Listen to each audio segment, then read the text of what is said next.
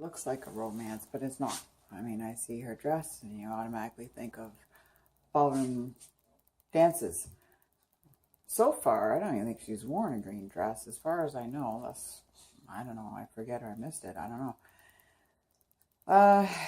This is Venice, 1576.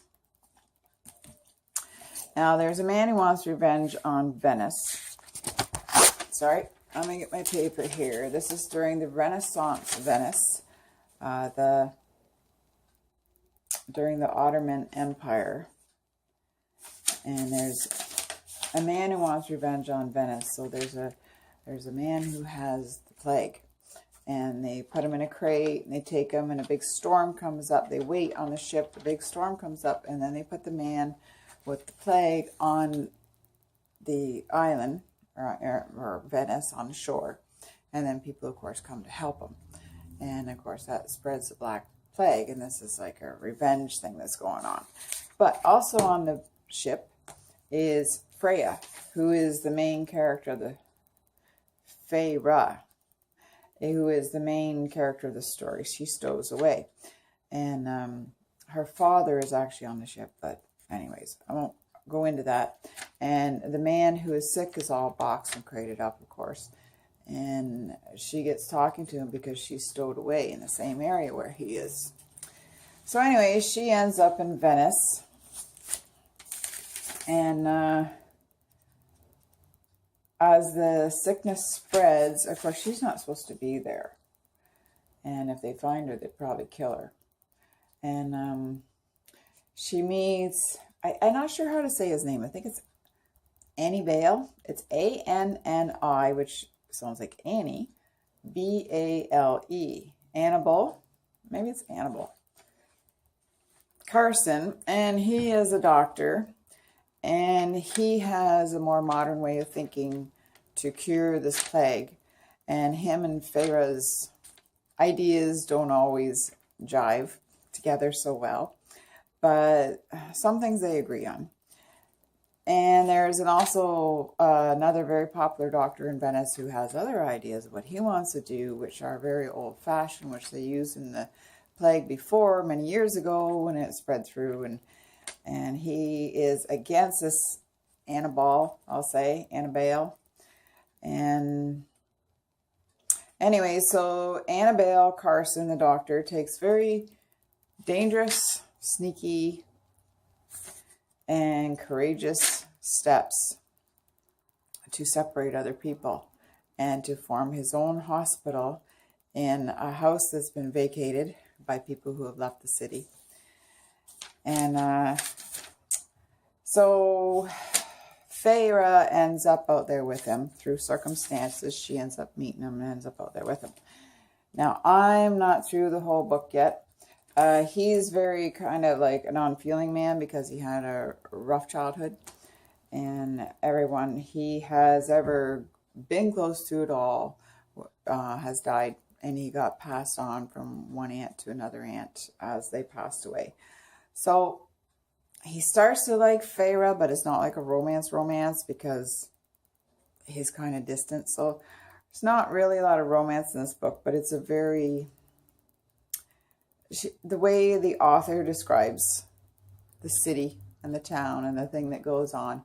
It's a very feeling book. You think, oh, I don't want to read a book about the Black Plague. But it has like a storyline behind it. It's just not, you know, reading about a bunch of people dying. So anyways, I'm enjoying it so far. I have to admit, it's not a book that I've read like word for word for word for word. Some books is just like that, eh? I don't know. She does describe the city a lot, which isn't a bad thing. But it's by Marina, now how do you say her name? Fiorato? Sorry, I probably butchered that. But anyways, I brought my last couple books on to YouTube. I have to take these back to the library, or not YouTube, Goodreads. Goodreads, I'd have to look if I'm under there as Met Shalena. And the Victoria Holt book. I didn't actually say a lot about them on Goodreads, but I always try to remember to get my books on Goodreads. So right after I did the last video, I can't see very well because I have these reading glasses on. She did have a green dress.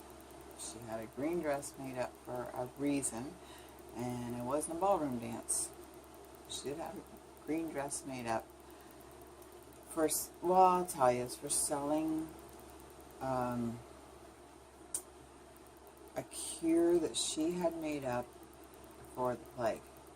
And they needed money bad, and she decided to try to sell her cure that she had made. And she needed a nice dress for that. Pladio nodded and rose. I can't say this so well. Barenta vu. He blessed the admiral with a valediction as old as the city. And may all the good fortune in the world sail with you. This is page 378. The architect began to walk away and then stopped. Turned back. The admiral still sat on the gun carriage, holding Palladio's drawing in his hand and studying it carefully. I do not hate the Turks either, Palladio said, thinking of Fabra, but I love Venice more.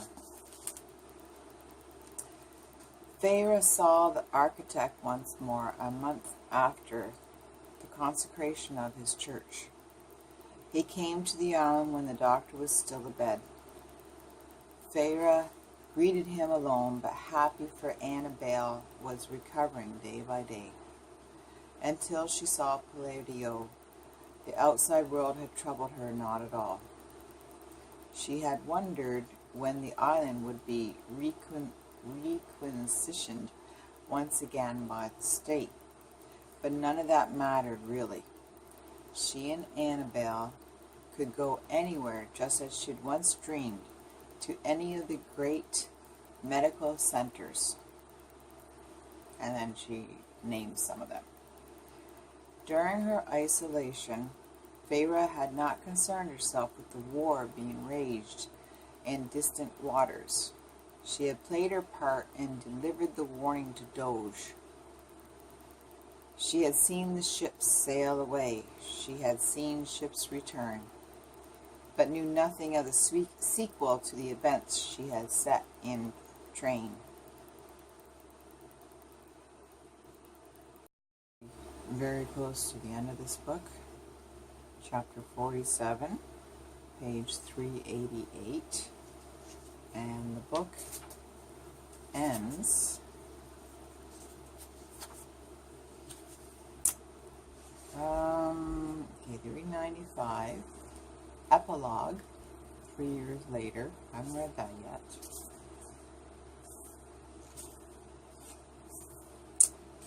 '401. Uh-oh.